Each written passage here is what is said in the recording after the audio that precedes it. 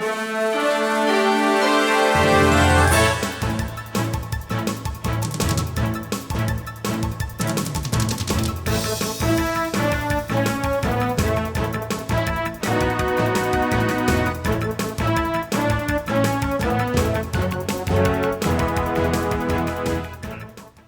we will call to order the November 11th, 2025 regular meeting of the Tuscarora Township Board of Trustees. And will you please join me in the Pledge of Allegiance? I pledge allegiance to the flag of the United States of America and to the republic for which it stands, one nation, under God, indivisible, with liberty and justice for all.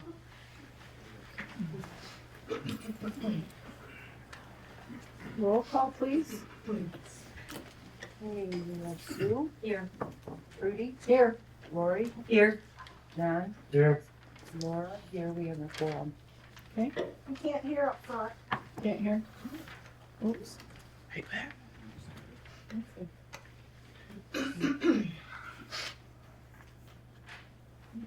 Any board member conflict of interest? No? Public comment on agenda items? Yes, ma'am.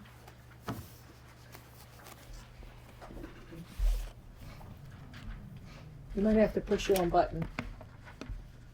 Seriously? Seriously. Okay, how's that? Good.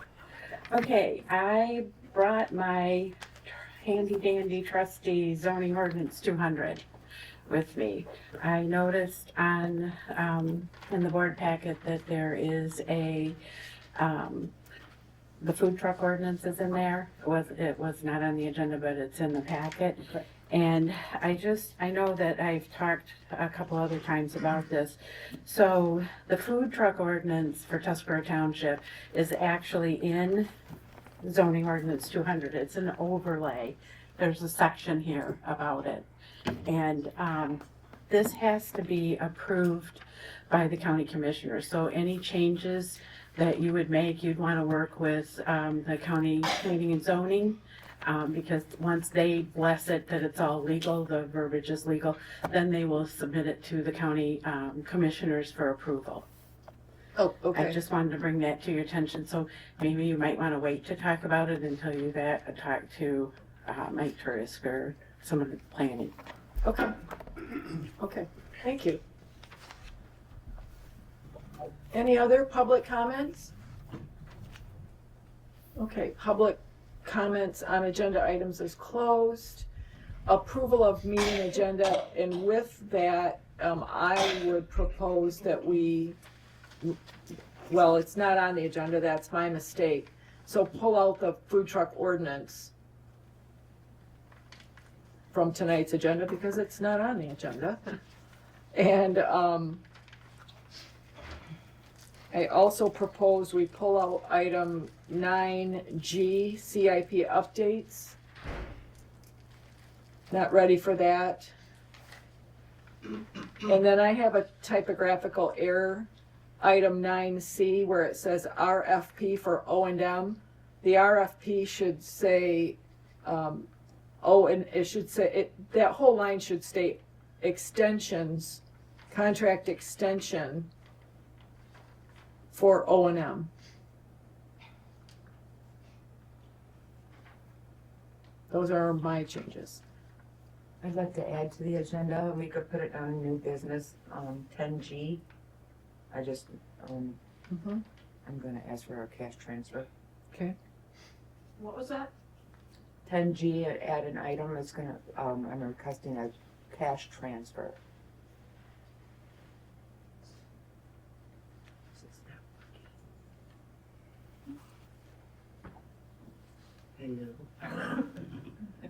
Don't talk loud enough, means. Cash transfer. Okay, so we've added 10G. Any other changes? I'll make a motion to approve the agenda with the additions and changes. I'll support that. Okay. Any other discussion? All in favor? Aye. Opposed? Motion carries. Okay. That's that for now. Approval of the minutes from October 14th, 2025, regular meeting.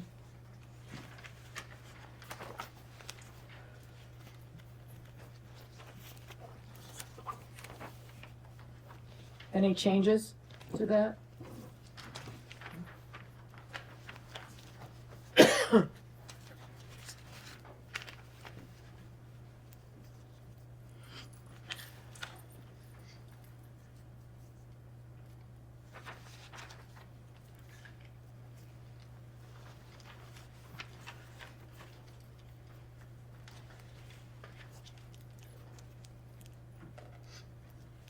I have no changes. Well,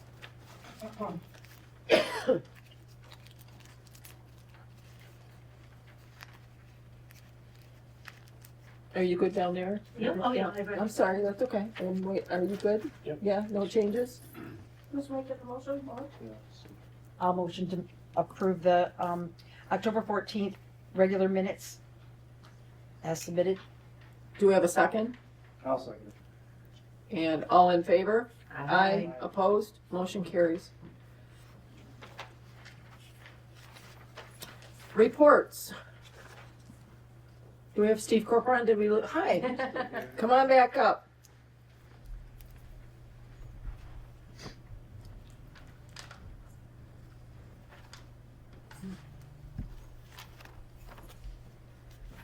Good evening, Steve Corcoran from Performance Engineers.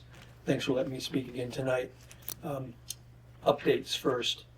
The wastewater treatment plant, the blower addition, the walls are up, they're painted, the roof's on, concrete slabs have been poured, and today the blower number 3 was moved into that space. I verified the clearances were adequate for code, and they should be starting on the stainless steel piping tomorrow, hopefully done by the 24th. Electrical will be going in sometime next week. The ceiling should be insulated and placed next week. The hope is that it will be essentially finished before Thanksgiving, and then up and running sometime in early December if all goes well. So that's going well. There's a change order on your agenda tonight to reroute the decant lines from the 2 sludge tanks, one from the old part of the plant and one from the new part of the plant, to the head of both of those plants to provide freeze protection, and also adding a water line, a 2-inch water line and a hydrant. Right now there's no good adequate water there. There's a garden hose basically. So when they'd have to do a major wash down, they'd have to actually have water brought in and that. So adding the water line will pay for itself in the first year, basically. But the plant's been running, since it started, the old part of the plant, so it's never really been drained, the whole thing, and worked on. But now with 2 sides to the plant, that'll be able to do that a lot more frequently, but they can then wash it down when they need to do something or clean a tank. But that change order is on for tonight.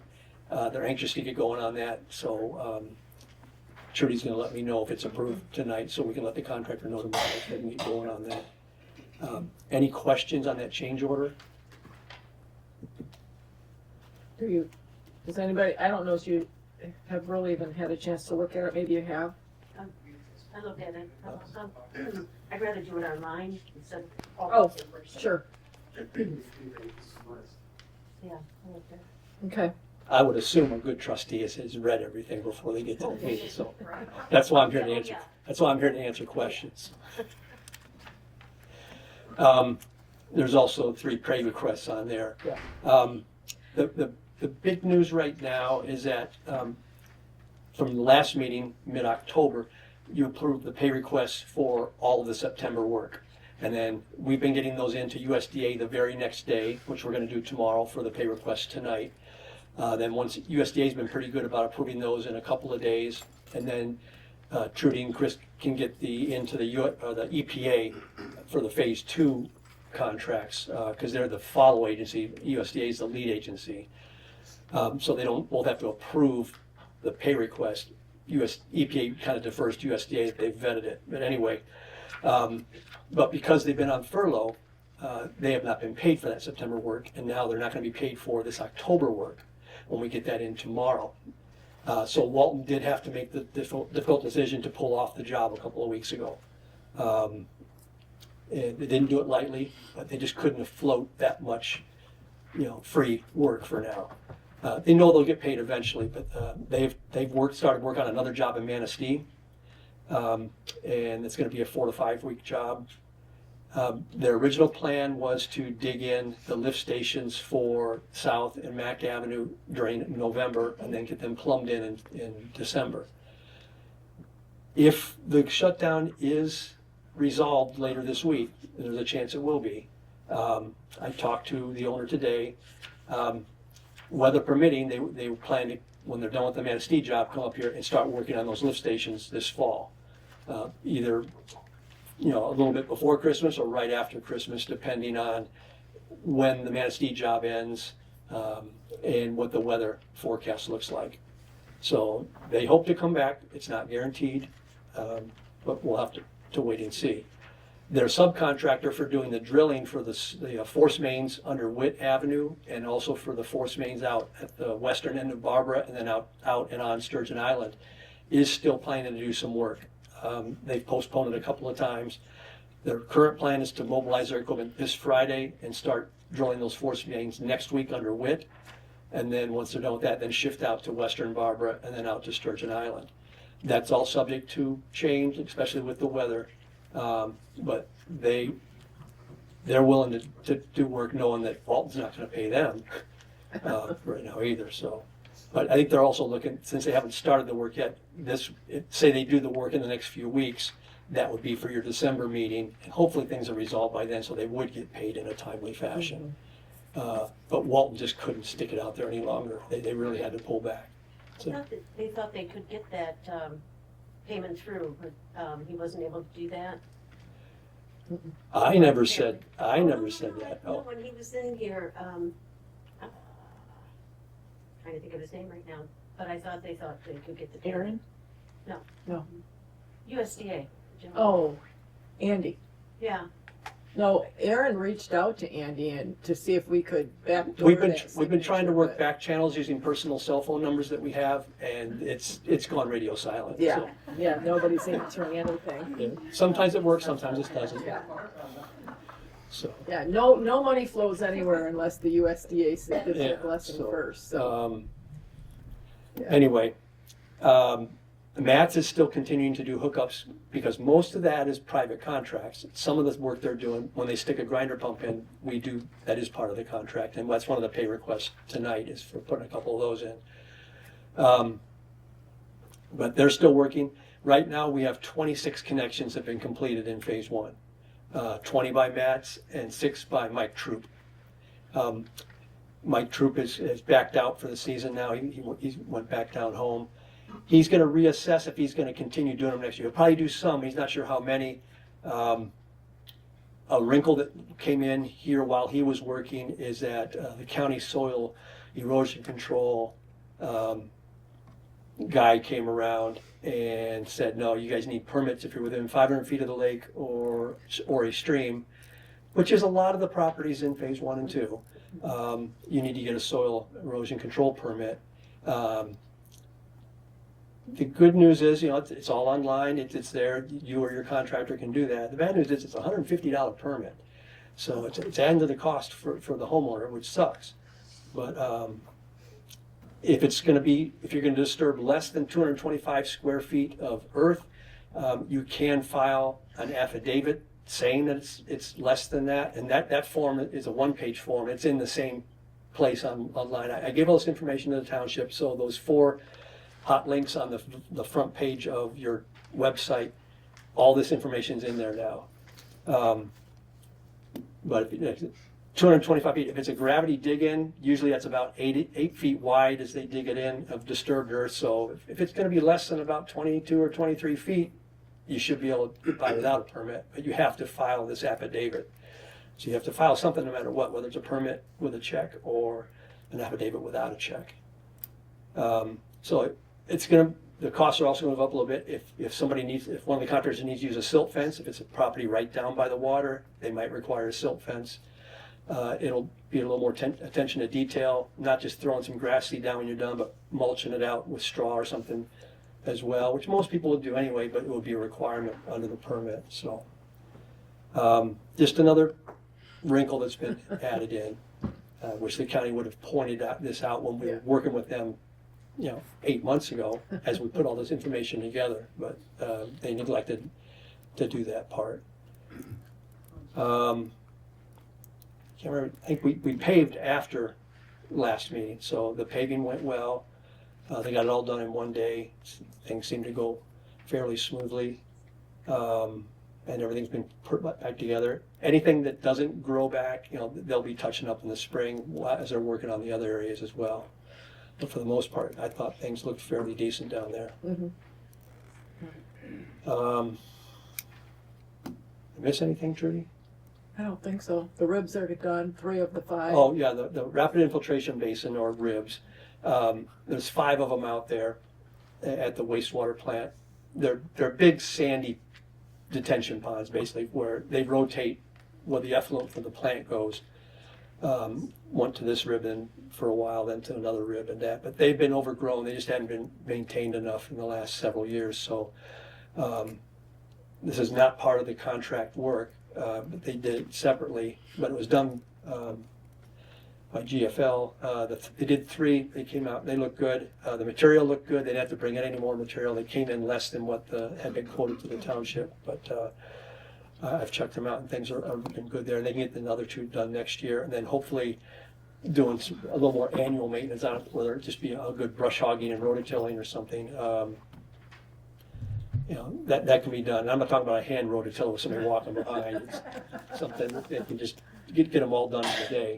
But that should work out fairly well.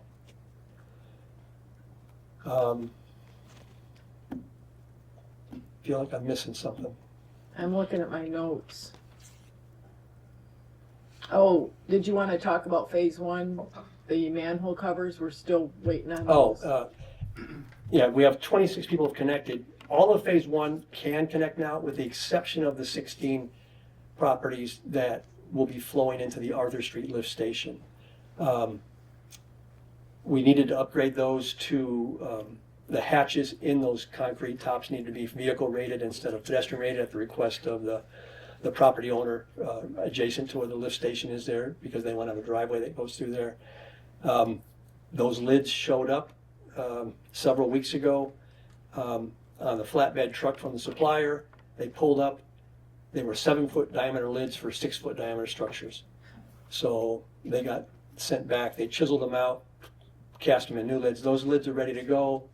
We're still working with the property owner right there to allow us onto the property to get those lids set back on. But as soon as we get those set on, that lift station could run right now. We just don't want to do the work on the lift station if it's dirty. We'd rather keep it clean and get everything done. We have to reroute a vent line as well. So that's why we're holding off on that. We're hoping to get that resolved soon. Yeah. The only other item that was discussed at the sewer meeting was the number of contractors available That's a good point. seemingly willing to participate in the hookups. Right. It was brought up. If you do the math, like I'll use Mike Troop as a good example. He was hoping to get 2 hookups done a day for a couple of weeks while he was up here.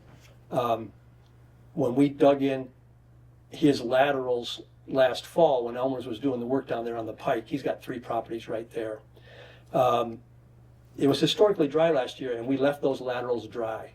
The water table was down below where we did the excavations. Then when he dug them up this fall, they're about this much wet.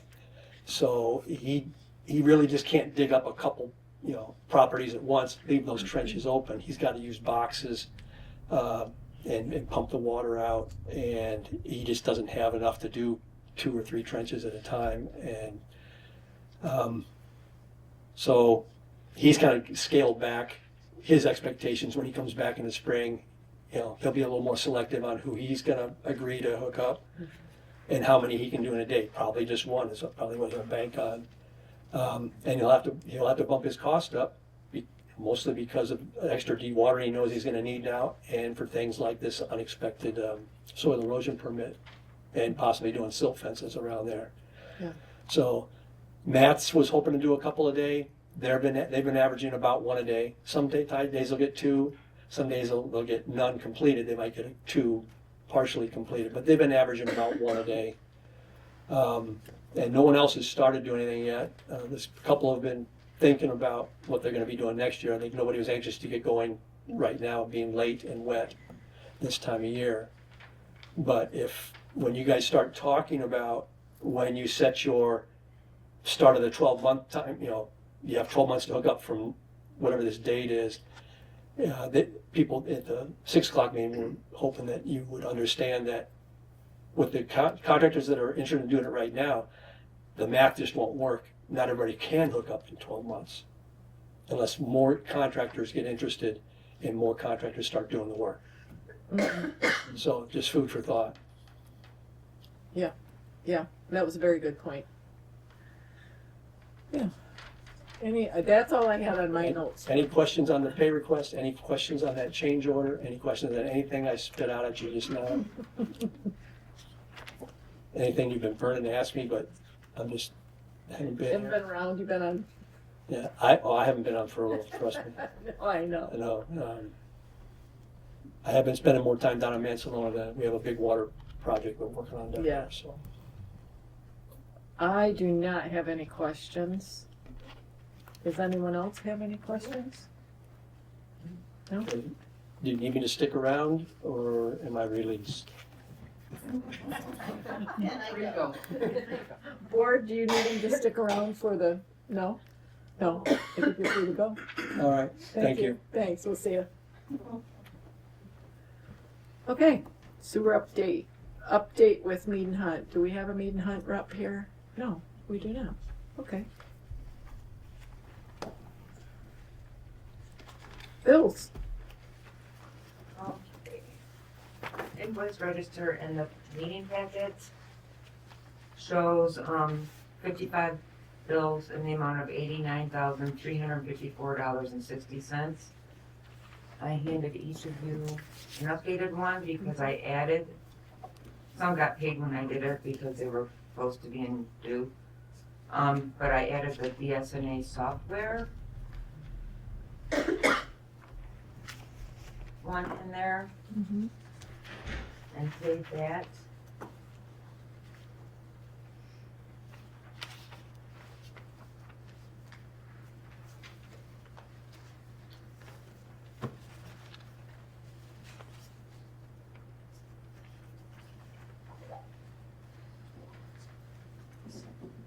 Is it just in those?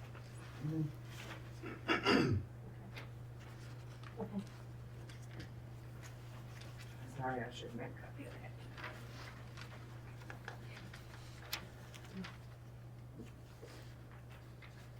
Make a motion to pay the bills. I support that. Who made the motion? Sue. Sue, I second. Any questions, discussions?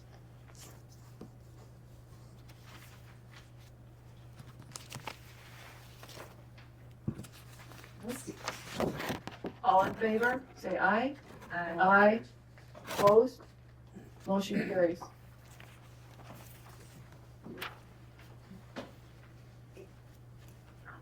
Okay.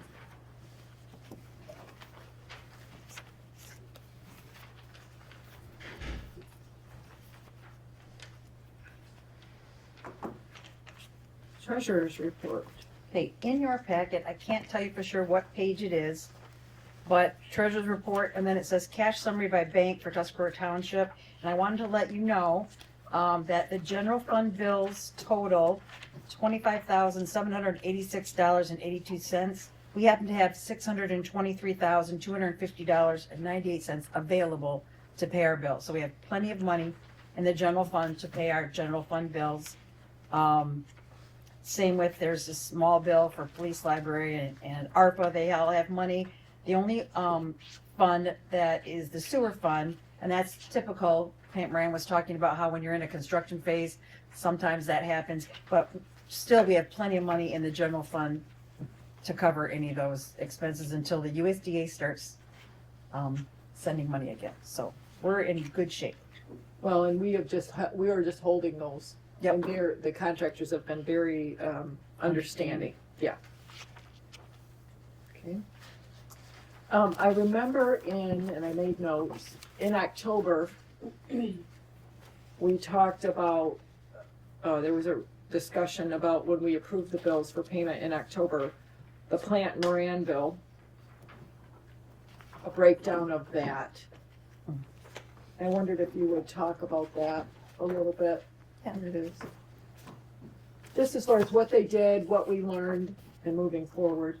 So, as you know, we hired Plant Moran to help us get our banks reconciled and start digging into the general ledger, get ready for the audit. And they worked about 50 and a half hours on bank reconciliations. And I talked with my deputy, Rachel, who's also been working on that. And she said, yeah, that was about that's what she felt was accurate. And then there was just a couple hours of talking to us about questions we had. And then, of course, it took a little time to get them set up in BSNA.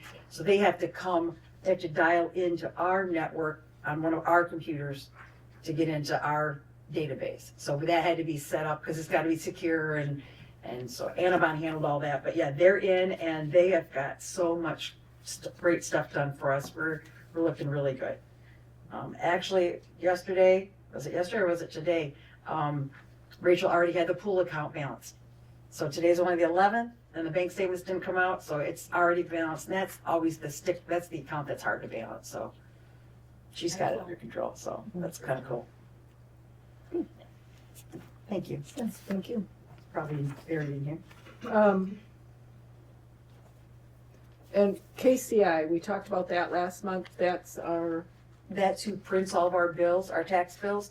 So once I get, equalization was off today, but when she comes back in, we'll get our special assessments transferred over, and then I send it to her. When she and I balance, then I send them off to KCI. But we're all set with them. They have their money, so they're happy. And or last year at this time, we're not in such great shape, but. Right.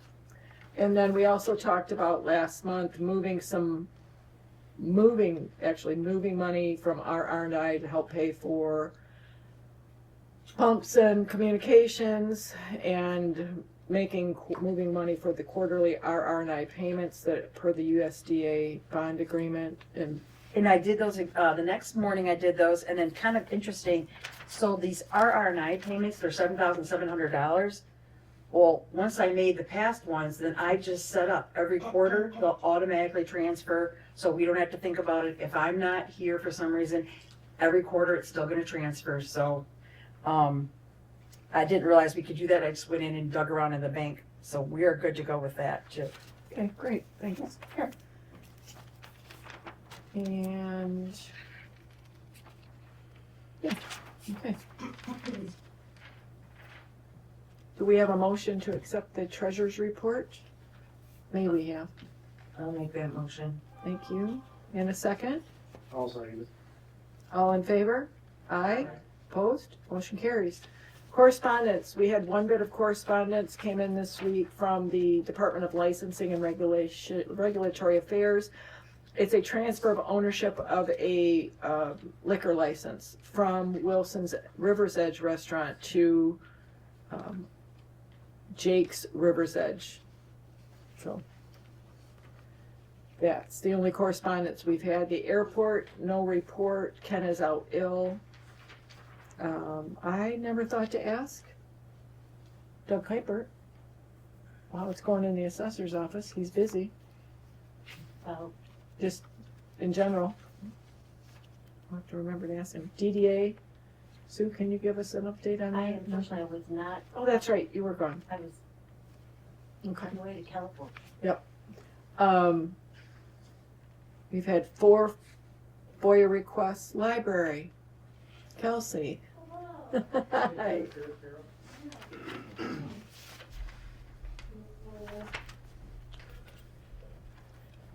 It's still okay. Hi, everybody. All right, so I just have a couple things. So tomorrow in this room will be the Remembering the Edmund Fitzgerald presentation. So that's not just covering the Edmund Fitzgerald, it's shipwrecks in general too, but it's in commemoration of the sinking of the Edmund Fitzgerald 50 years ago on November 10th, 1975. So you can sign up on our website to attend, but you don't have to, it just secures your spot. But when there's space there, we will let people in. It's tomorrow night, 6 to 7 p.m. And we also are doing Christmas in Indian River, and that's the day after Thanksgiving, November 28th. We will have 7 craft stations this year set up. It starts at 4 p.m. and goes until the parade starts at 6. And we will also have a station for writing your letter to Santa, and you may get a response if you put your address. So you don't have to sign up, you can just show up and have fun. And the Friends are doing a special that night where if you go in the book sale, you can get a buy one, get one free coupon to buy a book and get one free in the book sale room. So, also, a couple more things. Tuesday, December 2nd, all day long, 10 a.m. to 7 p.m., we're doing Fine Forgiveness Day. It is Giving Tuesday, and we thought we'd give back. So if you have overdue fines, then come on in and we will wipe those clean for you. And you can start with a clean slate. That does not include fees from damaged or lost materials. That's separate. But if you just were late on an item for a few days or whatever, then we will wipe those clean for you. And I also want to thank all of those who donated very generously towards our Reading Garden project, including very kind individuals, the Burt Lake Preservation Association and the Women's Club, and the Friends of the Library for arranging our August fundraiser.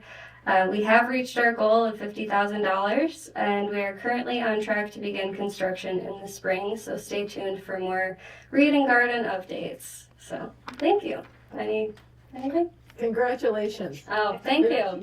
You're doing a wonderful job. Thank you. I want to say congrats too on the wedding. Oh, Yeah, yes. thank you. I did, I got married. Yeah.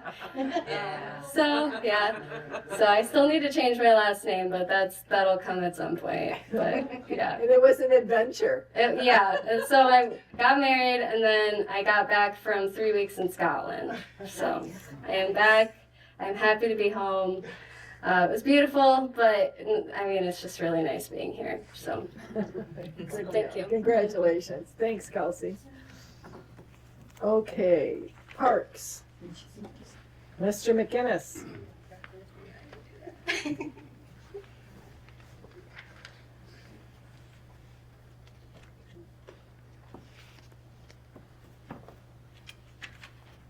I'm Pat McGinnis, speaking for the Parks Commission. At our last meeting, which was 1 week ago, we had a public presentation from Christmas and Indian River group. They're proposing to do a circle of trees, and we actually advised that since the area known as a green across the way here is actually township controlled, that they come back to the township to talk to them about it. It would be something that would not really affect this year's Christmas in Indian River, but it would in future. So there's some time to work up on whether that's a good idea or not. DeVoe Beach bathroom updates, we're looking at, instead of going with pre-constructed very expensive things, maybe going with a Amish style shed, insulated and having running water and stuff and that to hook to the sewers. That has not been decided yet. Veterans Pier, we had a massive erosion problem right out at the far end of it, just where it widens. We had that repaired. The repair was done quite well, and it's, except for the little difference in coloring of the rock and stuff, it's hard to tell there was ever a problem there. The ramp to the warming hut, we had the handrails and several deck boards were repaired. That cost about $400, but it's going to give us a couple more years to use the ramp to the warming hut before we have to worry about anything else on that. We've got a study going on the boat launch for lighting. And we're having a light impact survey done so that whatever lighting is done at the boat launch will not affect the people across the river, hopefully. We have a few items for sale. I'll be submitting pictures to the township tomorrow. We have a scoreboard. One of the old scoreboards is the non-functioning scoreboard, but it's in very good condition. The tank is in very good condition. It'd be a nice thing to put in a garage or someplace, and it wouldn't take much to get the lights work. It's just a communication between the controller and the board. So someone could have a nice little scoreboard. That's going to be $200, or best price we get, first come, first serve. Then we have, I believe it's 3 hobby horses on springs, and we're going to be asking $50 for each of those. There's 3 of those. The pictures will be up and stuff by the end of the week on the township website and social page. And we updated baseball field contract with the high school. It was pretty much standard from what we've had in previous years. It's very flexible so that we can change things, they can change a few things, but it will all be coordinated with Doug. Speaking of Doug, he helped the DDA and he did the sidewalk sealing. That was completed. The DDA paid for his time and materials and stuff. We discussed the proposed 2026 fireworks committee, and Kelsey, just for your information, we're going to be approaching you after the first of the year, asking you to maybe get someone from the library on board, but we're looking at doing at least a 2-day firework this year, since this will be the 250th anniversary. We're thinking fireworks on Friday night, the parade on Saturday, something in the afternoon to keep people downtown, doing some dramatic readings like a preamble to the Constitution, Gettysburg Address, Washington's first speech to Congress, recreations of those. We hope to live stream all of that for those who can't make it, or people who some are here at times but won't be here during that period. And we're going to be asking the township to maybe appoint someone from the township board to take part of it, and we're going to ask the chamber. And we're looking for at least 2 citizens out of the community because we want this to be a community event.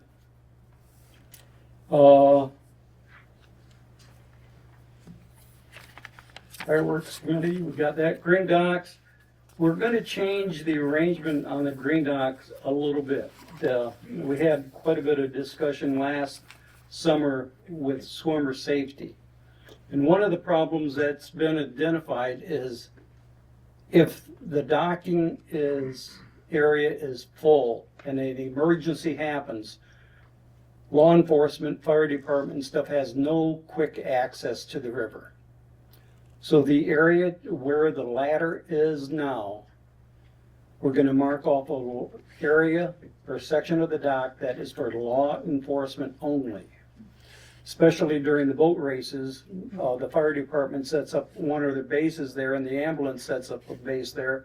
But people come in, tie up boats and stuff, and if something did happen, which did happen about 8 years ago, we had a real bad accident right there. It took them an extra 5 minutes to get to the people. And one of the people, as I recall, was injured so bad they spent 6 months in the hospital. So the other person was pretty well messed up. So we're going to be doing that. It's going to be marked. It will be law enforcement only. We have put up notice of swim area signs, both upstream and downstream at the docks. And this spring we will be attaching solar powered flashing lights on those signs to draw attention to them. And the final thing is we went with a different dumpster service and bought a dumpster. That's now in effect out there, and well, not now. It will be the 17th is when the official transfer takes place. Any questions? No. Y'all have been busy. We try, we try. Yeah. And we got a couple other parks commissioner here. They are very engaged in the community. And Yeah. it's nice to have them show up. And you do still have an opening on We parks. still have one opening and it's a volunteer position, but we're still looking. Yeah, yeah. Okay, good, Same thank thing, you. know what, we should have said that with the DDA. Yeah, Well, go ahead, yeah. We'll Um, make shameless plugs. yeah, there's, an opening on the DDA, that looking for anyone that might be interested in stepping up. I guess we should get something probably on the website. Yes. Now, Pat, for parks, it's it can be a township member at large. Anyone over the age of 18? No, we would like student involvement. Okay. We're getting old. We need fresh ideas. Yeah. All right, so we'll work together, we'll get something written up. kids. Yeah, and then, Sue, DDA, are there some particulars? Oh, I don't have it in front of me. I know. It's not as strict as what we originally thought after rereading those bylaws. But no, I'm not gonna quote it. Well, they can call the office and we can look it up or call a DDA member, and I think that is on the website if they're buried somewhere. I have those bylaws right on my desk at home. Yeah. And Parks has a We're gonna position. get something put together, Karen, can put it on the website. Yeah, yeah. Okay. Lots of things happening here, looking for many hands. Police report is attached. Gordon is not here. Gordon did sustain an incident at his family camp where he sustained burns to himself. He's doing well. He is in and out of the office. He's back to work. Hunting may be off the table, I hear, right? But he's doing well. If you see him, you'll see him wrapped up. He looks heavily sunburned, but he's doing okay. And we're all grateful. It could have been much, much worse. So, Is Jonathan taking over his prime hunting spots? There's a chief spot, I said absolutely not. Very good hunting spots, yeah. so just continue to think about him and get your smoke alarms checked, check your connections on any propane items you have. To me, it was a bit of a freak accident. Yeah. It truly was an accident, and it could have been so much worse. He's got some windows to replace and some other stuff, and he's going to grow new skin and look like a brand new baby, but we're glad he's doing well.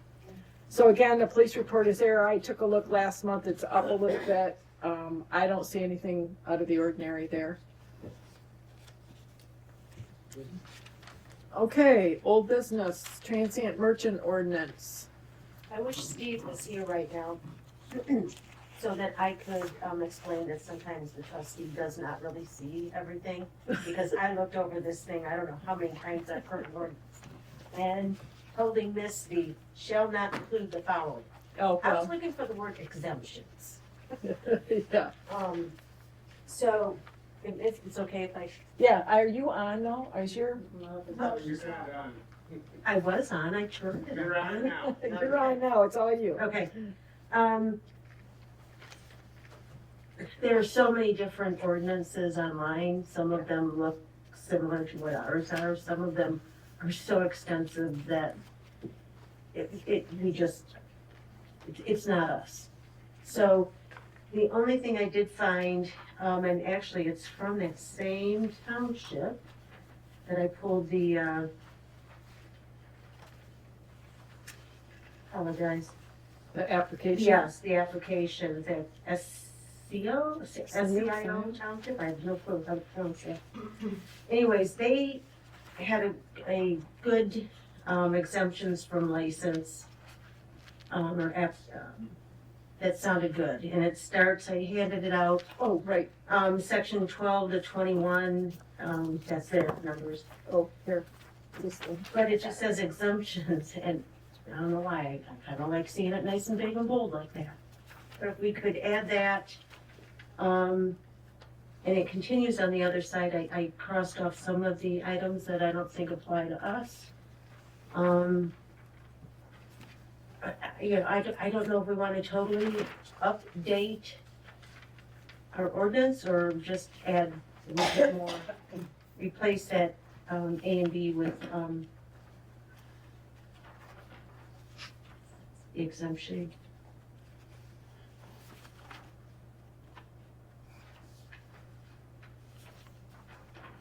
And I do question, under, the section G, triple I, and H. You know, it's interesting you bring that up because that's lifted right out of the states, which you provided us last month. The Transient Merchants Act 51 of 1925, under the definitions. And one of the things that I picked up on, and I think part of what has brought all this to be, is the boat races. You know, it's a big event. They had a food vendor there, but the question is, and I'm looking at, so to your point, this township that we borrowed this from went through and left out items, 4, 5, 6, whatever. But they particularly talk about selling at an art fair or festival or similar event at the invitation of the event's sponsor if all of the following conditions are met. And then they go through A, B, C, and D. And I'm just thinking, and they say if you're a governmental, if the sponsor is a governmental entity or a nonprofit organization. Right. Yeah. So I'm thinking, okay, is for the boat races, they want to have food for their racers and teams. I don't have a problem with that. They would, but would they be this? Would they be the food truck? That's food truck, Okay, and our food truck it's does not. different, Yeah. but it doesn't allow sales down there. Right. So that's something we're gonna have to I mean, look at. But I think again, the, boat racers could hire somebody no, I'm with you. and, do their own, Thing, have it catered. right? Oh, right. Yeah, that's something completely different. Okay.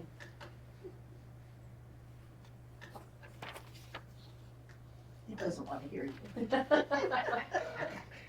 My batteries must be dead. I've heard.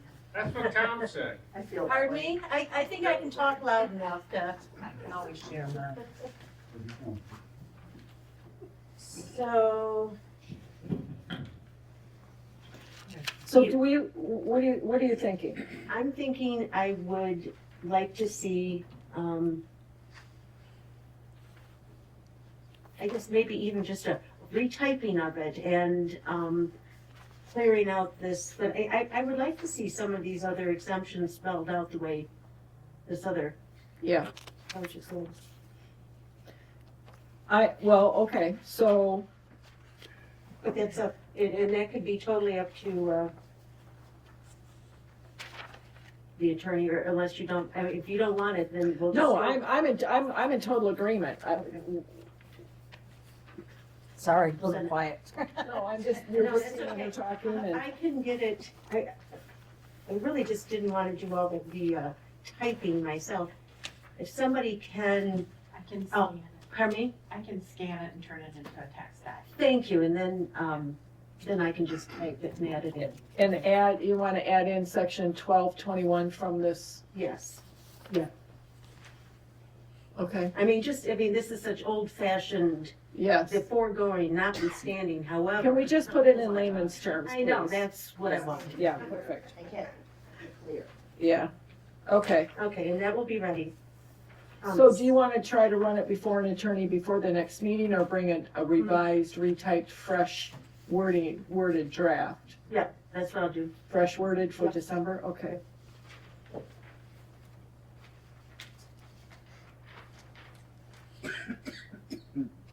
Hard to think. And I apologize for taking so long on this. Oh. No. Okay.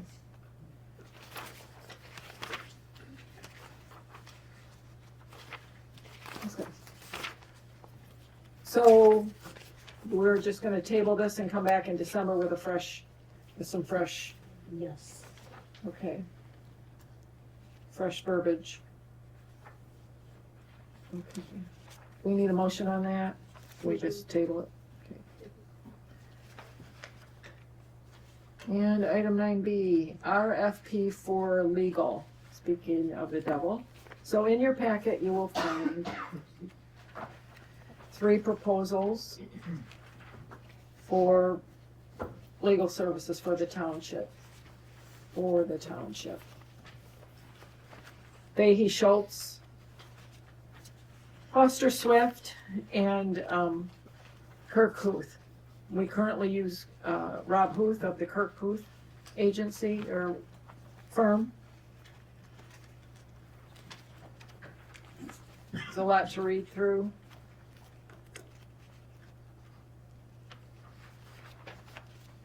They all seem very well qualified, of course.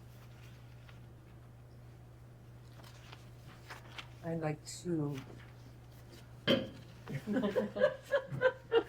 make the motion to accept Rob Huth's proposal. Okay, I second that. okay. And discussion. I had a few things. Rob Huth has worked with the township for a long time. He knows our township. He has property here. Even when I call him from a home in the after, he always responds. He doesn't charge us to come up here, and he's the lowest rate. Foster Swift is $310 an hour plus travel. Fahey Schultz is $295 plus travel, and Rob Huth is $200 an hour. Mhm. The only thing he's asking is that he wants a 3-year contract to end on 12/31 of 28. Mhm. So, it's just, he knows our township very well, and he's done a great job. Mhm. I agree. The only thing I would like to add is maybe the thought, I mean, I definitely stand behind Rob. It's very good to have somebody local who knows your community, representing you. The only thing I didn't ever have a chance to talk to him about is, should we ever end up in a big tax tribunal? Mm-hmm. Whether he has done that enough and is qualified, where he might recommend one of the other 2 firms. Yeah, I agree. And I reached out to one of the other firms. They gave a list of references. And I did make a phone call. And everything that has been stated here was stated to me. But in addition to, if you needed a level of expertise that perhaps Kirk Huth didn't have, we could have a partnership with any other fora. And I think, I mean, we can ask Rob, but I don't see him saying no to that. Yeah. Any other discussion? No, I think everything was pretty well discovered or disclosed. You know, it makes me feel good that Rob's got skin in the game. He's got a home here. He pays taxes here. He's been a part of this community for quite some time. So, and 2, I mean, I guess reading through some of these packets, I don't know. They list off, you know, how many attorneys they have at their firms. Are we going to get one specific attorney, or are we going to have a list of, you know, who's ever available? And said Rob being, you know, so personable with this area, we deal with Rob. So, Yeah. and I would say he's $110 to $95 an hour cheaper. So. Right.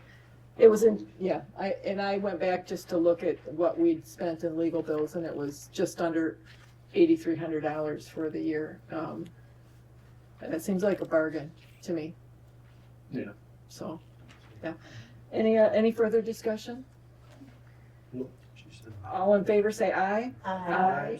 Opposed? Motion carries. I just have, Oh, I'm sorry. does that include Yes, 3-year contract Yes. that he's asking for? Yes. Okay, That just is- wanted to make sure. yeah, that is how the RFP was written. Okay. 3-year. Good deal. All right. Yeah, I'd like to thank, the other two firms that showed interest. Yes, Oh. yes. Yeah. Well, and they were, MTA puts together a magazine, which we all get. And these are two of the firms that they do highlight in there, and they, of course, they advertise. And I think Kelsey, if she's not still here, your attorney is with one of the firms. So again, high caliber, and I know that you speak highly of Ann Cernick. So again, we had some very high quality firms reach out to us. I'm quite pleased by that. And Fahey Schultz often has really good reports with MTA. I Yes, see more with them. yeah. Um, And again, that's not to say if we didn't find ourselves in a situation like you referenced, to say, who could you refer us to? And he would do that, yeah. I'm hoping I didn't cause any bad luck though on Jinxes, tax yeah, review. yeah. Okay, and food truck ordinance has been pulled because it was never on the agenda. Okay, let's see, what do I have here? The contract, revisiting the Mead and Hunt contracts. Clear. Okay, so last month Tammy explained what it is that Mead and Hunt does for us, for our wastewater treatment plant, and the scope of services. I did pull the October 2024 contract where it details, and I apologize, board, for not giving you a copy of this. But in that 2024 contract, they outline the responsibilities or the scope that Mead and Hunt will provide. They would provide a Michigan Class A or B water operator. Anytime the operations aren't in compliance, they would notify the supervisor. They provide 24-hour, 365 on-call availability. They conduct influent, immediate, effluent, and monitor well sampling for all these tests that they're given here. Collect and analyze samples required by regulatory agencies beyond what they can do on site. They do have their own on-site lab. They operate the system in compliance with regulatory agency permit requirements. They report to regulatory agencies, submit all the forms, reports, notices, and I do get notified when things are coming due, and they do all the reports. And Sue, I think you can talk to the historic relationship that the township has had with the previous operator and where we've come from to where we are now. There's no comparison. I mean, none. The first company that we had, our reports weren't filed. And that's really, really important with the state of Michigan for your sewers. So they stepped in, they got us all cleaned up, and they have met all expectations. Mm-hmm. Yeah. And it's not easy to find someone with the license that they have, so. Yeah, they're very hard to come by. And, so that's the old contract. That's what we pay $6,800 a month. Now, the proposal is that this operations contract will go to $9,800 a month, but it includes, the scope, which if you look, it'll say wastewater O&M 2025 on the second page at the top. It is amended to include the following. So it extends the contract from what it was, includes those, and to monitor the 5 new pump stations in phase 1. The Lake Street, the Arthur, Oak Glen, Pier, and South Prospect. Assist in monitoring the grinder and ejector pumps installed. They're on site for all of these. Assist the township with setting up the new asset management program, Silversmith. That's going to be crucial to staying on top of this stuff. Update preventive maintenance programs to include new equipment installed. They are also incorporating the asset management out at the plant because we have doubled our capacity and our equipment out there. Coordinate with contractors for the expansion and for the repair. Update misdig. They're going to take what's called our as-builts that we will be getting from the engineers, and that will be uploaded into the Silversmith program. That's huge for misdig. It helps keep our costs down. We paid somewhere between $20 and $25 per misdig, something like that, which is a bargain. They do contract with other wastewater treatment plants, and it's $90 an hour to go out and find lines. So anyway, just to expand on what it is that they will be doing for us, the other contract that's up is the advisement for the consulting for the engineering, which is billed on an as-needed basis with one of their upper level engineers. And that is at $90 an hour. We don't have to use it. It's just a contract that if we have a question on something, we can go to them and get a second opinion, basically. I'll make a motion to approve these, both the operating, to extend the operating and maintenance contract with Mead and Hunt through February 28th of 2026 at a cost of $9,800 a month, and to extend the engineering consultation to February 28th of 2026. I'll support that. And discussion? No, they do, excuse me, they do a great job, so I don't really have, and whenever you have questions, she comes in and answers, and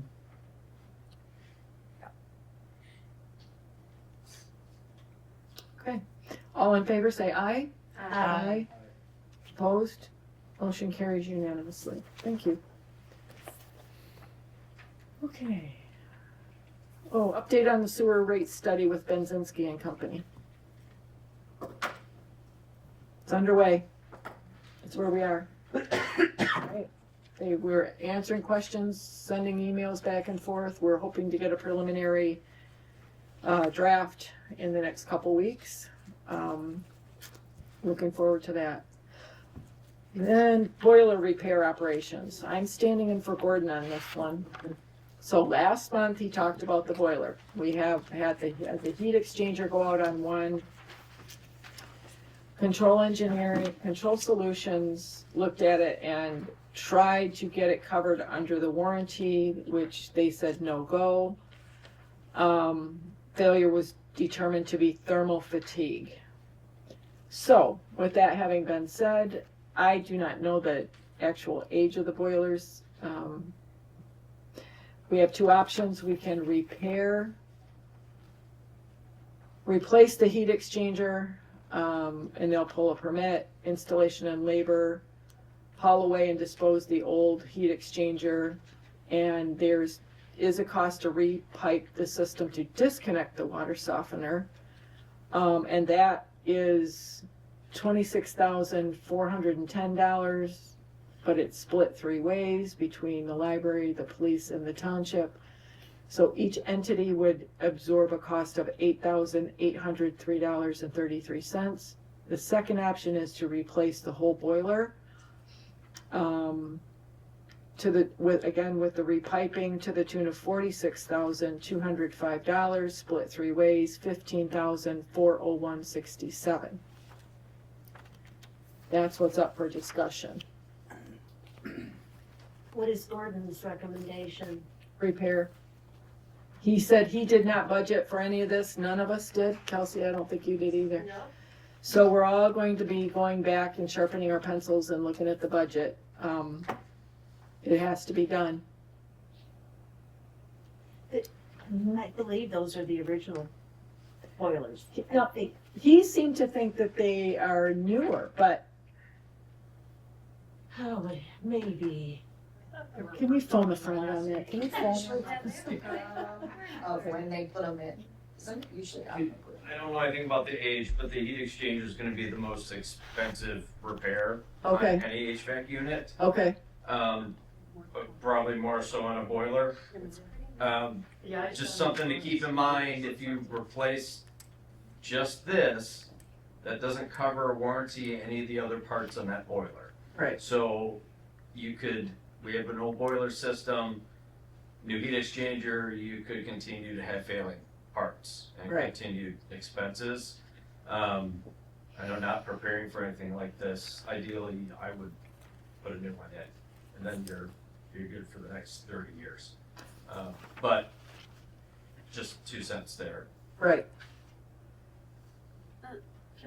I'm Yeah. pretty sure Gordon said like M&M worked on it in the past 8 years, or possibly replaced it in the past 8 years, one of the two. But it's, The whole boiler? Is that Yeah. what you're thinking? yeah, it's relatively newer. Yeah, that's Yeah. what my recollection was from one of our meetings. There's been so much work done. Yeah, Control Solutions have to be the ones that, is there a contract with them, or? it doesn't have to be with them. We have a current service maintenance agreement. And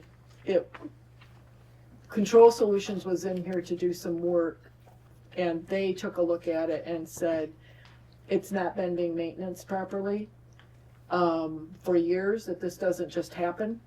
Is that correct? Correct. So we've got a deeper issue there. I don't know. I think because they did all of the other, they were here. I'm not opposed to getting another estimate. Assuming any plumbing HVAC company could do it. True. But they know our system. Yeah. 'Cause they just put it all in. What did they put, what, So when they replaced all these, so we have these new state-of-the-art thermostats that didn't talk to the, Right. That's Control Solutions that did that? they redid all that, yeah. Yeah, so now everything, and we have control of our own system now. We can all dial in and turn up the heat, which I did today, and it worked wonderfully. They don't turn the air conditioning off in here today. I didn't think we needed to pay for air conditioning in here, so. Quick little turn the knob. though. You go downstairs and try to figure out what knob to turn. Well, But what are you talking as far as when it should be done? I mean, I don't, Kelsey, help me, do you remember what he said? As far as when it could be finished, When it should be done, like how quickly? I mean, it's, winter's upon us. yeah, I don't know. We're running with one boiler. Yeah, Um, 6 heaters. right, Yeah, I'm thinking we need a building maintenance meeting. yeah, this week, Yeah. Thursday. Thursday. So, we can,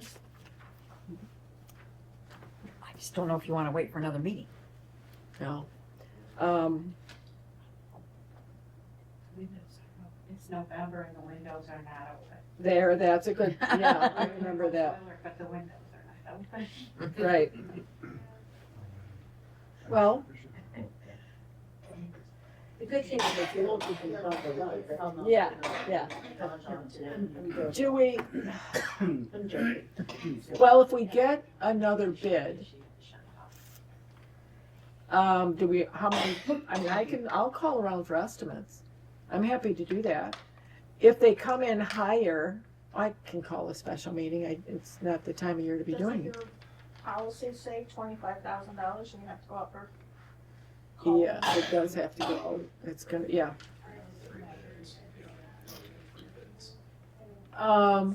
Kelsey, has your board approved it yet? No, we've just talked, I just told them what's going on.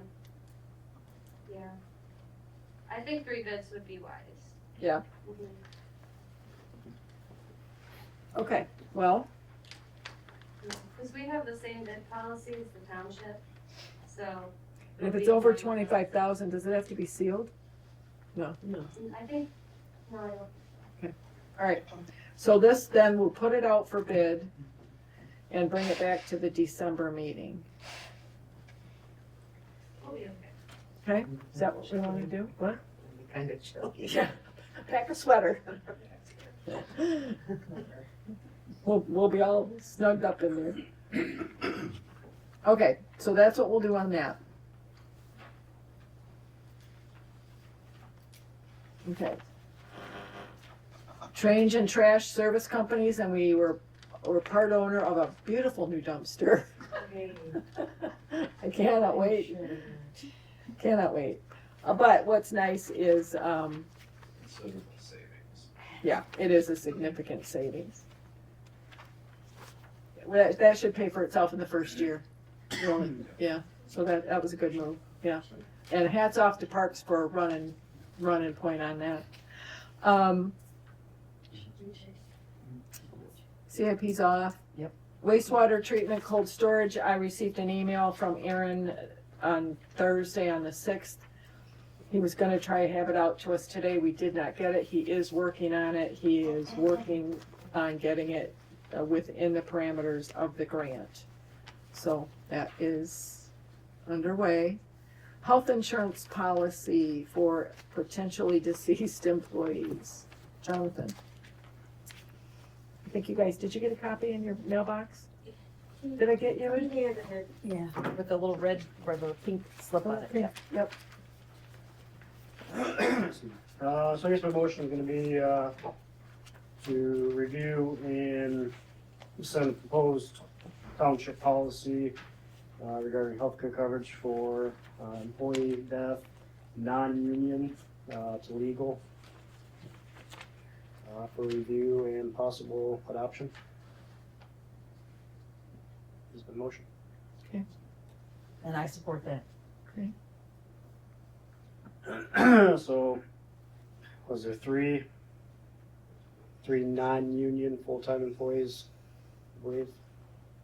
And just in the township offices? In the That township. receive healthcare. Oh, Doug, employees. right? just Doug.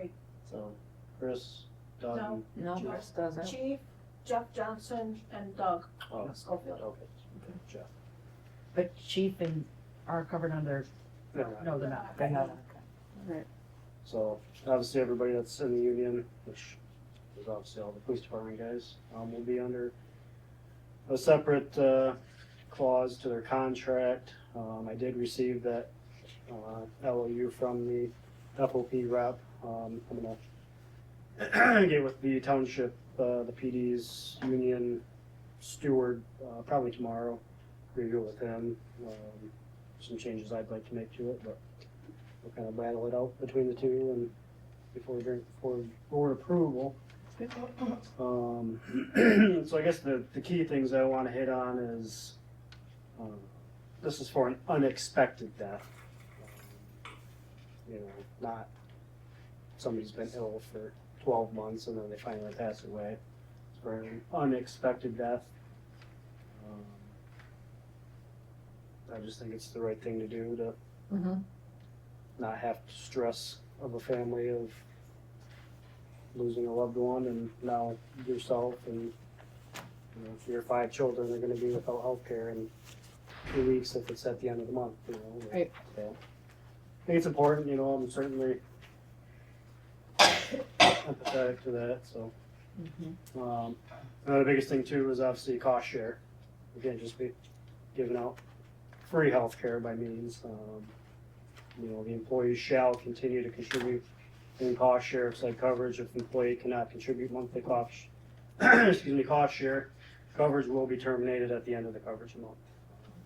I think it's important that the employee, employee still is contributing to that cost share. Okay. Any questions or additions, corrections?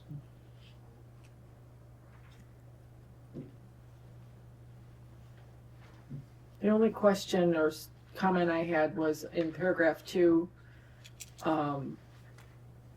do we need do we need to say that the 90 days begins with the date of the death?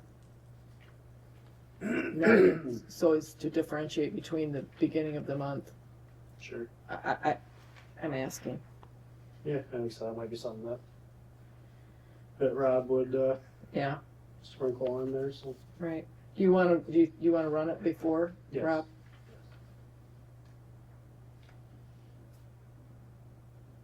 Okay. So this will come back in December. Okay. Any other comments? Alrighty.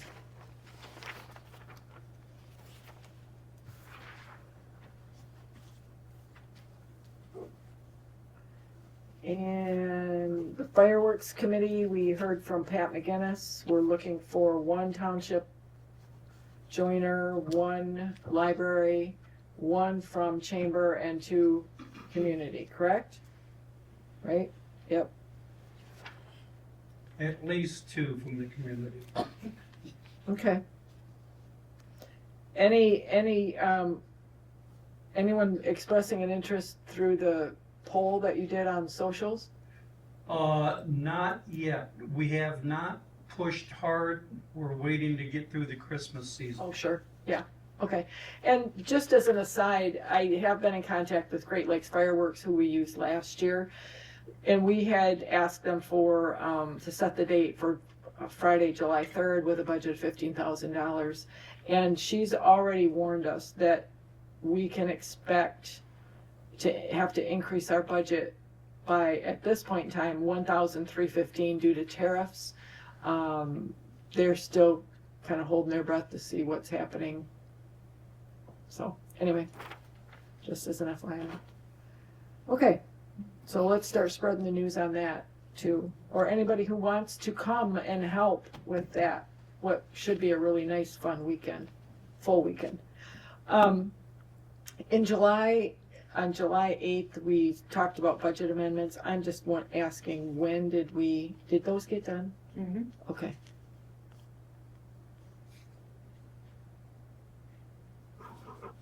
Okay. Oh, finally, new business. Sewer construction bills, we went over those. Steve went over those with us.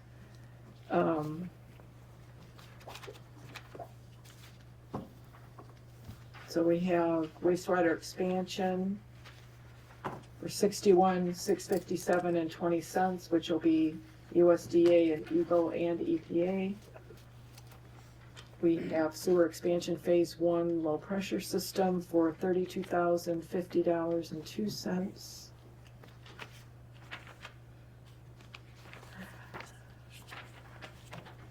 And the wastewater treatment plant change order to reroute the decant lines for $48,211.85 and add a 2-inch water line and a hydrant for $29,630.37. Any other? We have a motion to approve these bills, please. I'll make a motion to approve these bills. Okay. I'll support. Discussion, questions, comments? No? All in favor, say aye.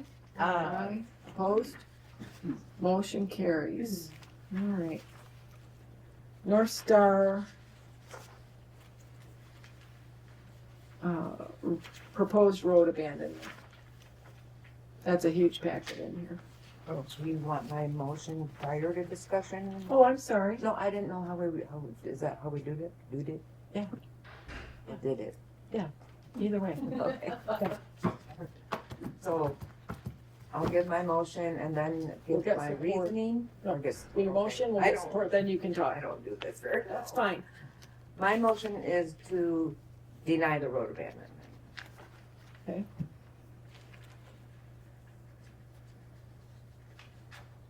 So,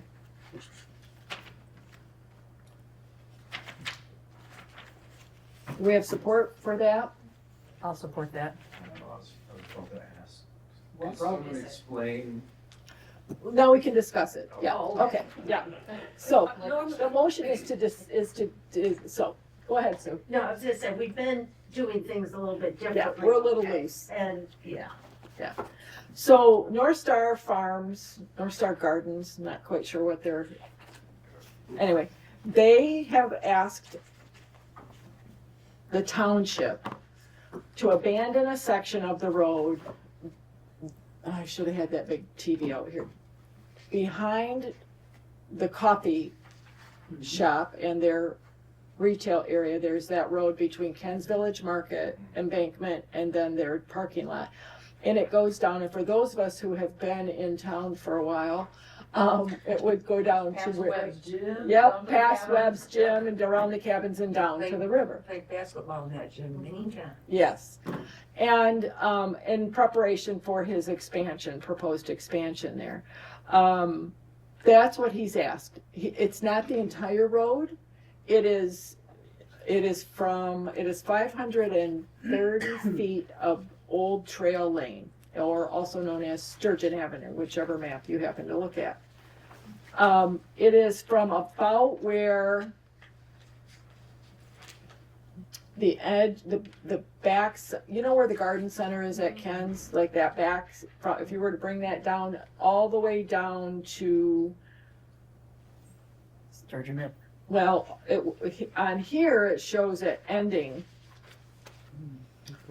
but it goes all the way down to the river. So if you're following that road, it goes to where two of the old Yeah. log cabins used to be. And that's what he wants abandoned. His position is that the road hasn't been maintained by the road commission for 20 plus or minus years. There are no residential homes on there. He does go on to say there's no public benefit. Sturgeon Avenue / Old Trail Lane dead ends into the Sturgeon River. It's not a main thoroughfare through Indian River and is mainly accessed by customers of North Star Cafe. That's what he's proposing. When you say, You can't, yeah, I'm just explaining, yeah, I absolutely, just yep, okay, I have to write notes so I don't stumble over my. you're fine. Public benefit to keep this, it's a road end on the water. In the past, there's been a request to abandon roads on the water before, and they've been denied. For example, Mack Avenue, Hiawatha, Ellinger. There's the previous board, there was talk about preserving those road ends for the public. I know for, I mean, I grew up, my brother used to go down there and go fishing right there, you know, in the Sturgeon River. People are on kayaks and whatever, and they get out of the water there sometimes. I just feel very strongly about not abandoning waterfront property that's owned by the taxpayers. That's just my opinion. Other comments? I agree. I drove over there too just to check it out. And it does, I didn't get out of my car and walk down the stairs to see what shape the stairs are in, but there's stairs and a handrail are still over there behind that last little cabin, so. Well, and my understanding is the old US 27 the bridge used to go across there. That was before my time. Alan might remember it if he was still here. We can ask him, but and it was confirmed by the road commission that yes, US 27 was moved to where it is now. There was a bridge there. The road commission is, deferring to us. Mr. Jakeway has yet to take his plan before planning and zoning at the county level.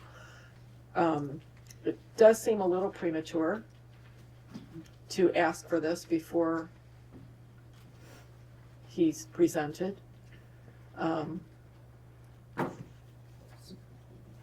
It just seems a little premature. Well, anyway. Other comments? No, I think it's very possible that I did not know that continued on to the river. I had no clue. I know about going around behind the building, but I didn't grow up here. I didn't come until I was in my 30s, so Yeah. it's beyond playing with it. Yeah. Well, and I too played basketball at Webb's gym and didn't realize that the road went down there. I'm not a fly fisherman, so, yes, sir. Just a question, if the road was officially abandoned, would that become their property by default? Yes, it becomes his property, he then has to maintain it. So the road commission's take is, if we, the township, abandon it, they no longer plow it, salt it, sand it. They would do it from where Barbara comes down, down to about where the end of the garden center is. That would still be county road. It would then, from that point on, be all his road to property to do with whatever he wants. In his plan, you'll see he has parking there for his establishment, for his proposed development. Owning that, my understanding is, we have a planning commissioner here, help me.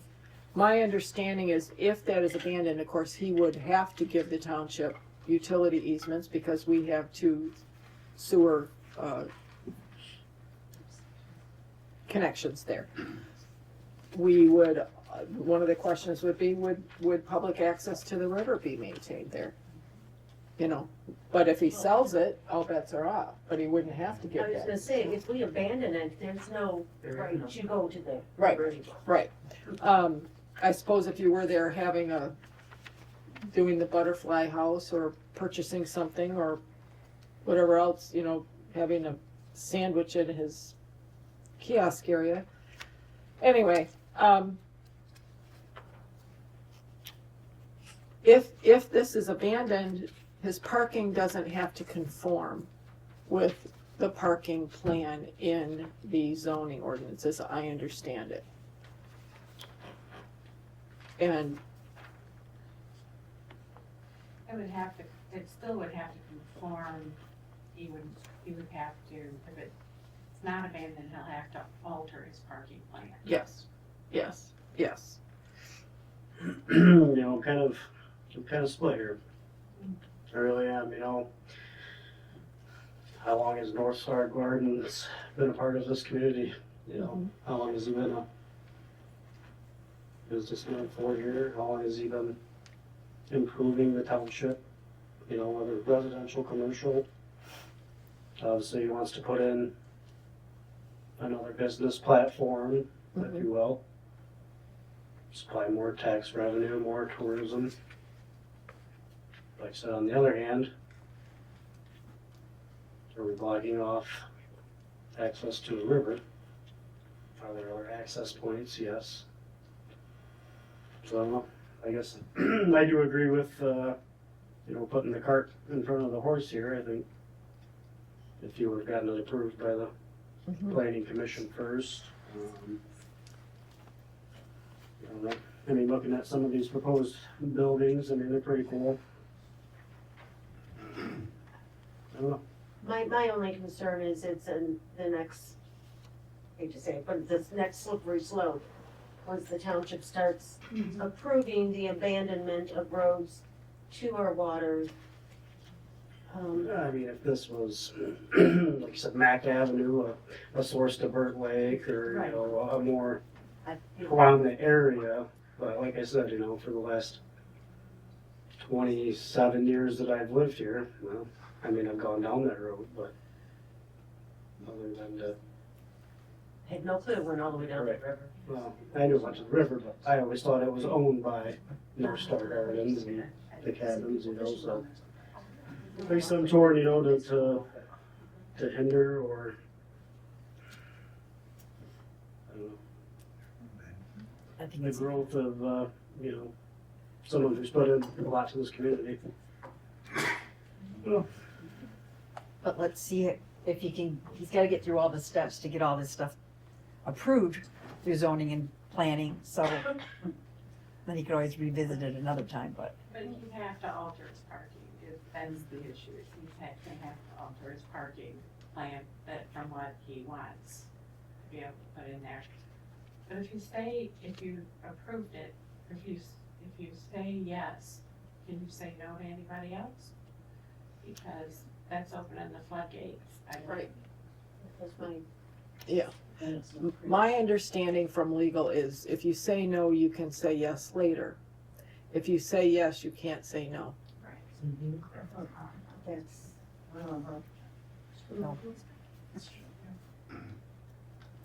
And, you know, looking at his plan, and I am not in planning and zoning, altering his parking, would that stop his project? I don't think so. It's extensive, he's done a lot of work. It still has to pass muster with the county.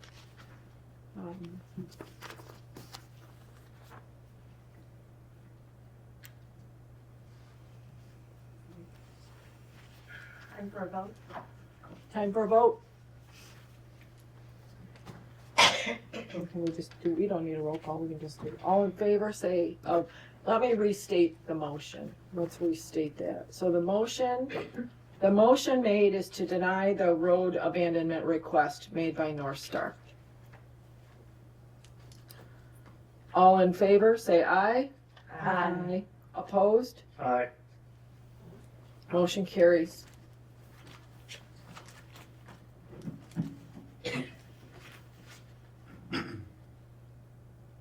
Who seconded that? Oh. Okay, good. Sewer ordinance, it's just, again, we talked about this at the sewer meeting. I included it. The ordinance the drop dead date for connection is 12 months following the date of publication of notice in a newspaper of general circulation. We have not made that date yet. We have not set that date. That will come in the future. Again, as it was said at the sewer meeting, and it was a very good point, if there are not enough contractors to put the laterals in, but a person is contracted with a contractor and has a signed contract, would they be allowed, grandfathered in if it were to exceed the 12-month period? I think that's something that's food for thought for the future as we move into having to set that date as per the ordinance. Now, phase one, has letters gone out on that one? No. So it's what you deem the sewer collection system to be. If you read section 2.1A, every kind of and character within the sewer district that are used or available for use of the household, blah, blah, blah, blah. Okay. Connection of existing structures to a newly installed public sanitary sewer. So stop there. If you look above there, there's a definition. Public sanitary sewer. Where'd that go? It does not specifically state, oh, it's on page 3. Sanitary sewer means a sewer which carries sewage. We were thinking it was the wastewater treatment plant. It just states when the newly installed public sanitary sewer is available for connection. Well, for phase one, it is available for connection. Right. But the wastewater treatment plant isn't ready, although it is taking that. So if we're going to do this, that doesn't mean they can't connect. It just means when is the 12 months going to start? When's the clock going to start ticking? That's what's in the ordinance, is that 12 months. So we talked about when the wastewater treatment plant was finished and up and running, that if all 400 new people could go on at one time, they could handle it. Right, when the wastewater treatment plant, so That phase one, I mean, it's ready for phase one. are you ready to set a drop dead date for phase one? I think you have to. For 12 months. Well, winter's coming right now, nobody can hook up over the winter. So that- Well, I understand that, but that's 12 months, you still have to get a date, otherwise it's just gonna keep being put out there. And you have a sewer plant that's running and, needs Revenue. revenue. Yeah. So, Okay. I don't. No, this is exactly the conversation that needs to be had, because You know, I see both sides of it. But we agreed to put in a sewer system, and the ordinance states everyone must hook up within 12 months of the publication date given by the township. And the only exception to that is the health department coming in and saying your system needs to be replaced. So, what's the motion on this? Or do you want? We need to give the public more opportunity to know that we're gonna set the date in case they have some input they wanna have on it. I mean, not that they can have any input, but at least listen to what they have to say. Well, they do at every sewer meeting. Okay. We have to put it in the paper. Help me out with how frequently does the newspaper in Sheboygan publish? It's a daily. It's a daily, it is, okay. Not anymore? Okay. Laura, What? when do you have to have your ads into the Sheboygan County paper, into the Sheboygan paper? After a meeting, Yeah, they only publish certain days. 5 days? But what What do we- dates do they publish? They don't publish like on Fridays. Because that's right up here, I have to go to my office. So what's not in here is, Okay, that's, okay, yeah, I did not know that. Yeah. it doesn't say how much notice we have to give the public, it's just that we have to, You have to have a letter that goes out that says it's ready, you can hook up, and okay. Still call the Daily Tribune. 12 Is months. it 2 week? Do you have 2 weeks notice for notice? It's 2 weeks in the paper. I don't think so. If it doesn't say it in here, It's now called. yeah, you're sending the letter to say when the clock's, Do you have to do it 2 weeks before the clock starts? In the newspaper. And we have to put it in does the it say newspaper. that in here? The newspaper is specified, not the letter. I can't find it. I was just looking, it's still called the Sheboygan Daily Tribune, but their online presence is Sheboygan News or something, so. I don't- They want you to subscribe before they let you look at anything else. So, I know a friend. we could, okay, so we could say by December 15th, Makes sense. everybody has to hook up. That gives them more than 30 days. It gives us a chance to get it in the paper. If, say, today's Tuesday and they don't publish, we can't get it there and they don't only publish on Fridays or whatever. Gives us a bit of wiggle room and gives us time to get the letters out.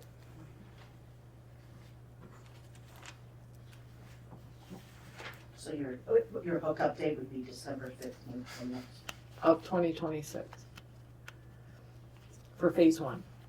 January 1, just be Well, yes, of course it would. and everybody would know January 1. Yes, Instead yes, of the 15th. yes, it would. No, it's, yep, Because makes that would perfect work for sense. me to try to finish getting everything uploaded and. Yeah. Ready to go.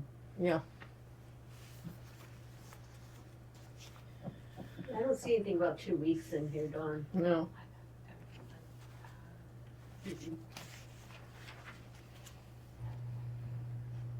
I'll make the motion to have phase one sewer hookups complete by January 1, 2027. 2027 or 26? No. Oh, yeah, sorry, my mistake. As it we read. And do we have support for that? I'll support that. Okay, and any additional discussion on that? Doing in the paper and letters, Yes. you do realize we don't have current owners. I'm sorry? We'll have to work on current owners' addresses if we don't have that. Okay. There's been a lot of house Why sales. not? I'm not trying to be, see, I'm just, There's been a lot of house sales recently. okay, so we don't have the new deed stuff yet. Okay, that's what I was asking. But we can get the bulk of them out We can get the bulk of it, absolutely. and then have it just a tickler file of. Yep. Okay. Okay, so motion on the table to set the mandatory hookup date for phase one sewer to be January 1st of 2027. Made by Jonathan, supported by Laura. Any further discussion? All in favor say aye. Aye. Opposed? Motion carries unanimously. Thank you. I have credit card down here, but really I wanted Laura to have an opportunity to explain she has a process, a new process or a revised process, not new. I don't even have a revised process, it's the one that's been in place for a long time. Okay. It's the control system. And I'm not sure, do you have questions? Well, can you just go over, you don't have to go through each bullet point, but That's a just, lot. yeah, it's a lot. Just explain what happens from the moment a piece of mail comes into the office. Just run us through. You're a piece of mail. I'm a piece of mail. What happens to me? I get opened. You by get invoices. I get stamped.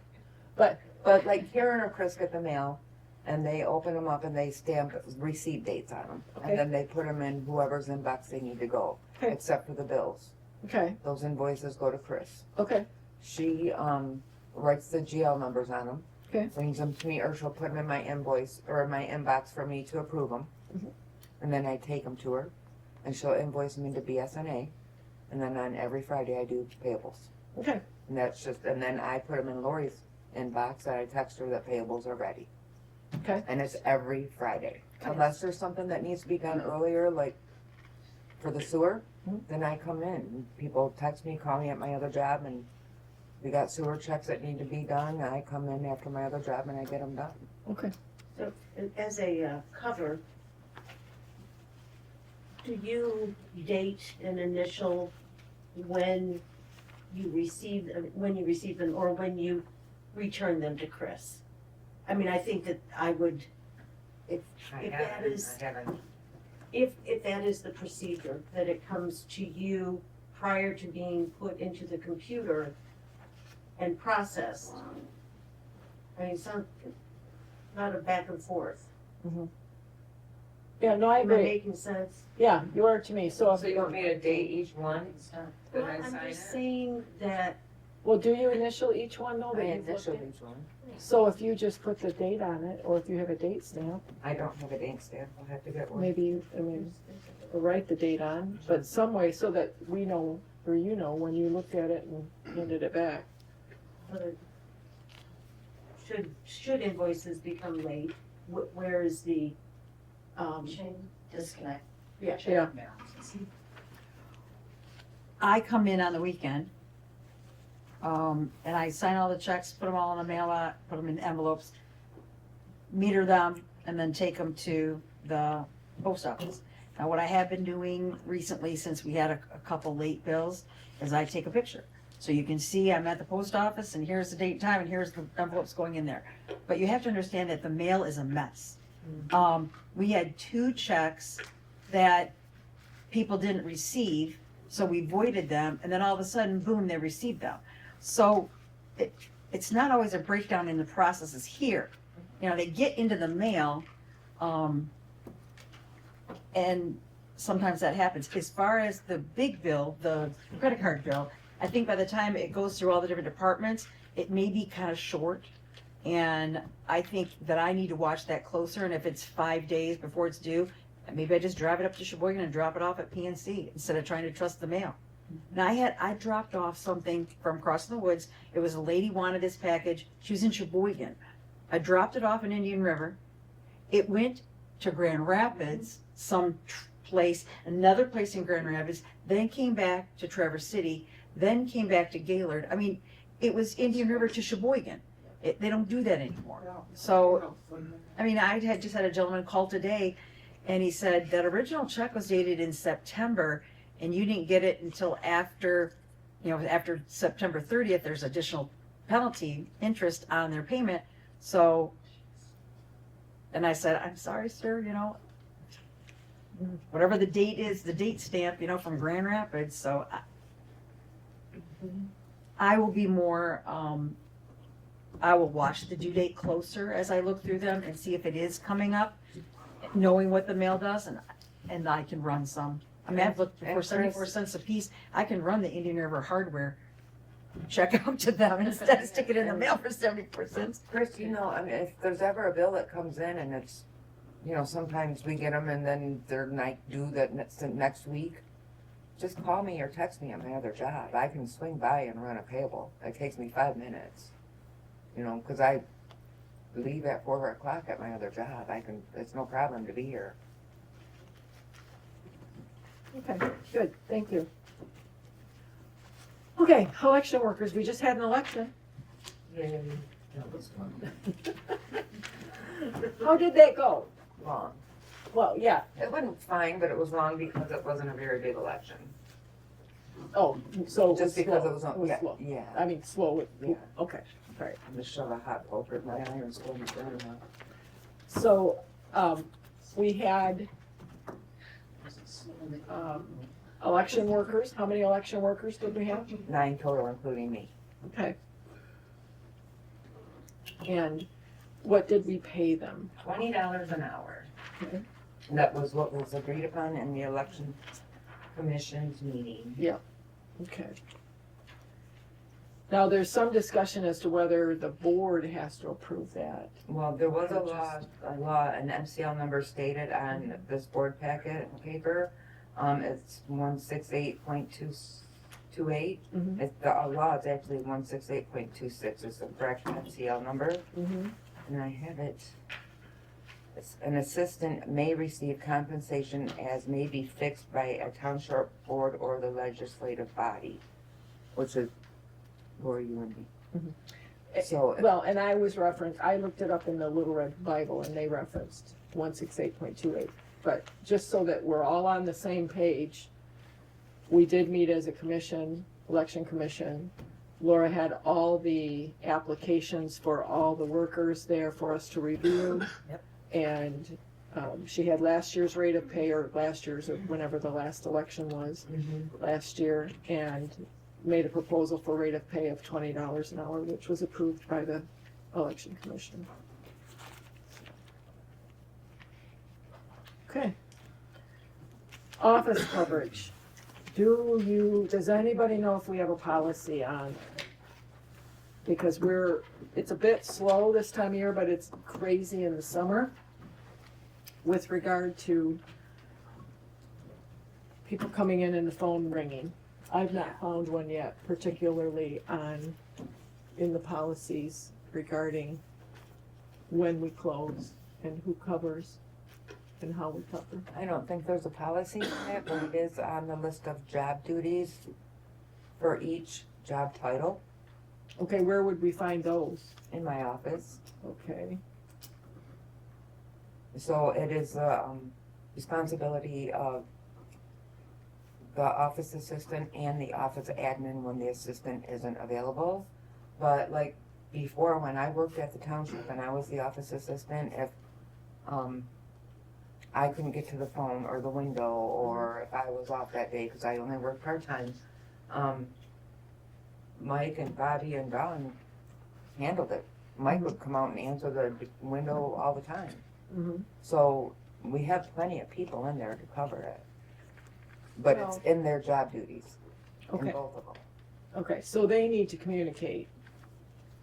Well, it's been that way since, Well, we've run into some instances where somebody wants time off and the other person doesn't know. I'm just saying, it's nice, and I know you have the wipe-off calendar in your office, but that's not always available to me or to other people. So I've been trying to write my days that I'm out on the little calendar in the front office. I can't, Right, okay? so, just so that people know where I am. Maybe we should get a wipe-off calendar to hang up in the common area for all of us. Or just say, put it on there, if there's. We used to have a wipe-off one in where Chris sits now, it was the printer room. Mhm. And we had a wipe-off calendar in there before we got all techie and put the calendar for the meeting room online and everything. But people would write on there and it was for everybody that could see, oh, no, this person, you know, it's just, Mhm. it made it easier. Sure, And then that way you just, everybody knows what's going on. Yeah, because cause I don't always know, I put my calendar on my door when I'm gonna be here and when I'm not. But, like if I knew that she was gonna be off and Karen doesn't print till 10, then I would I don't have a problem coming in at 9 to cover. Yeah, I think the wipe off calendar in the common area is a good idea. Who's coming in to open tomorrow? Not me. Got another You're job. off. Huh? Are you off? I don't have a key to open the building, so I can't get in. Why don't you have a key to open the You building? took it from me today. I took my office key. That was the key I used to get in the building. Well, we'll get you a different one. Sorry.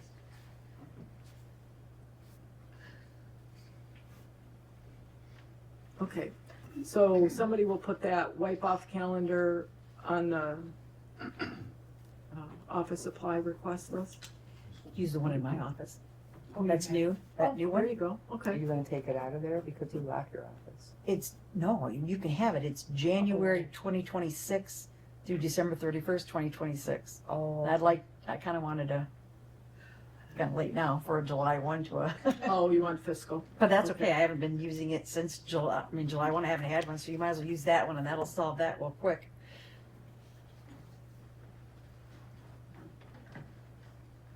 Okay. Okay. Public comments? None?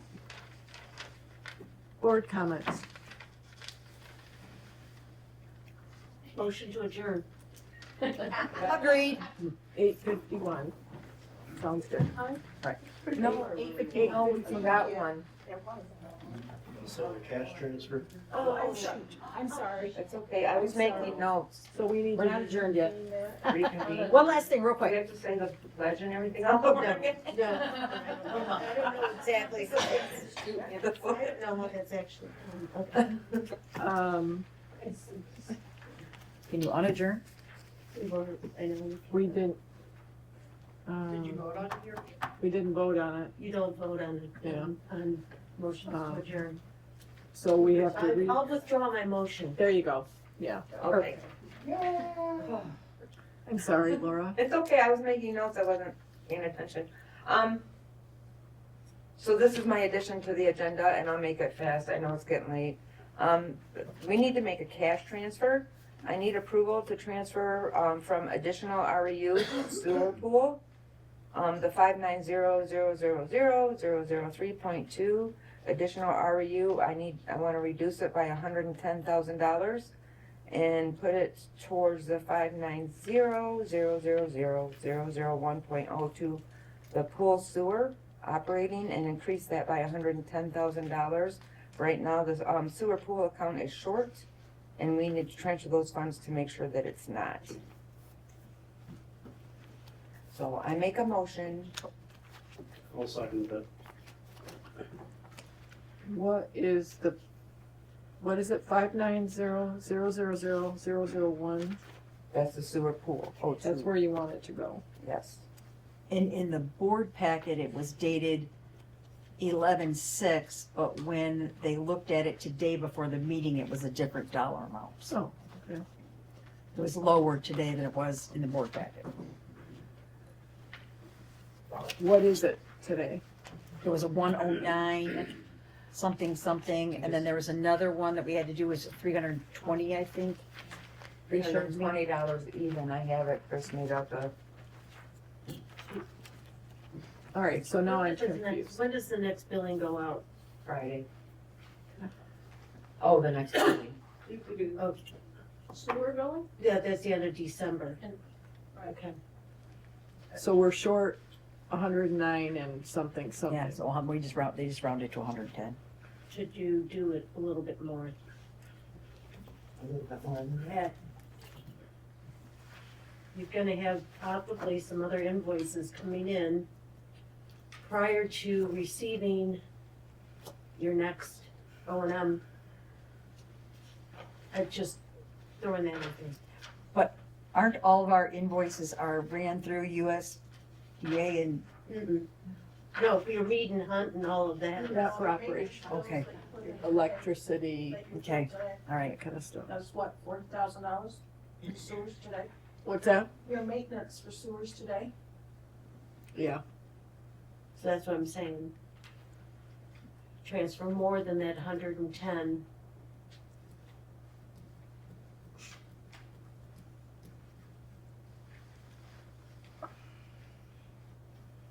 So what are we talking?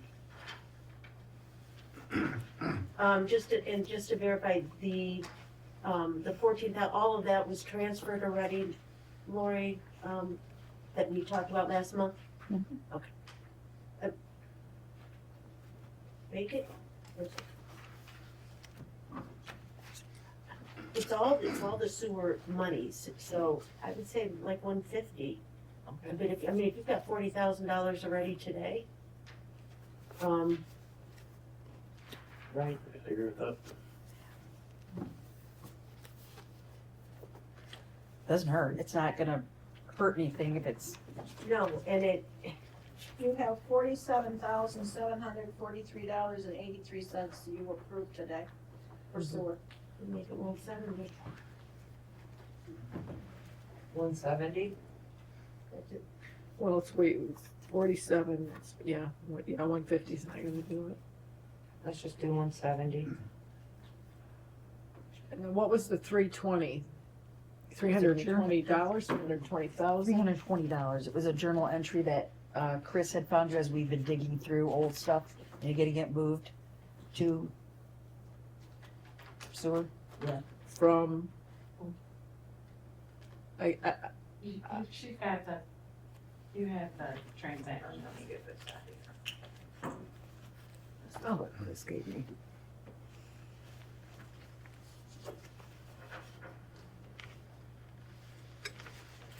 Oh, I see, yeah. Yep.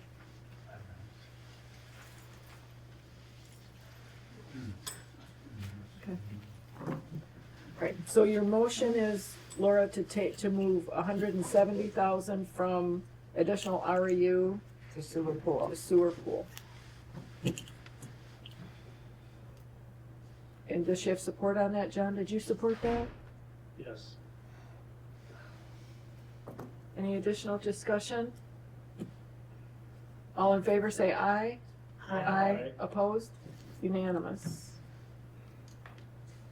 Okay, We adjourn. now we have board comments. I just want to say congratulations on your first year. Well done. Yeah, Yeah, thanks, Dawn. and, This is a lot of work. This is a lot more work than I realized. I like it, don't get me wrong, but it's, you have to be in the office to know. yeah, That's what I said the last time I worked here. I've never had any idea No. how busy these offices are until I worked here with you guys. I was just flabbergasted.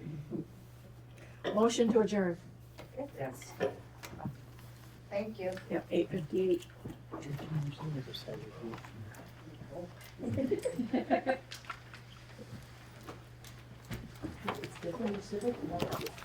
Whoops, well, I pulled this on Monday, Wait, I think it got my thing. and I went to go grab a ball.